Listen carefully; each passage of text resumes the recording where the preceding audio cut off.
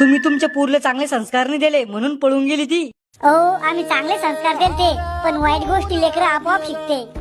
तुम्ही काय शेंग खात होते का? तुम्हाला दिसत नव्हते का पोरगी काय करत होती तर? काय झालं? काय डांगर चालू आहे एवढा? सापडली का साहेब महिले? तपास चालू आहे. माय बापाला अक्कल पाहिजे, पोरीला घरातच ठेवलं पाहिजे. बिन भेजेच्या त्यात मायबापाची काय गलती आहे? कोणतेच मायबाप आपल्या लेकीला अशी रिकामी कामांनी शिकवत.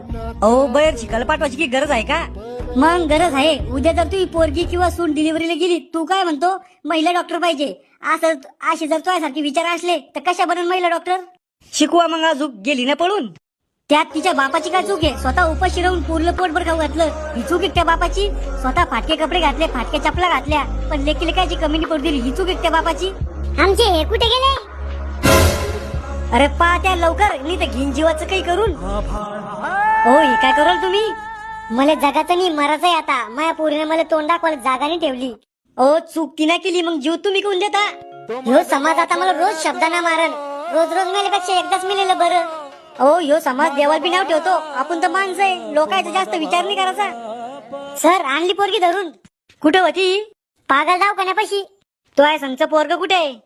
त्यानं माझ्याजवळचे सगळे पैसे घेतले आणि मला सोडून पळून गेला. माझा बाप रडतो.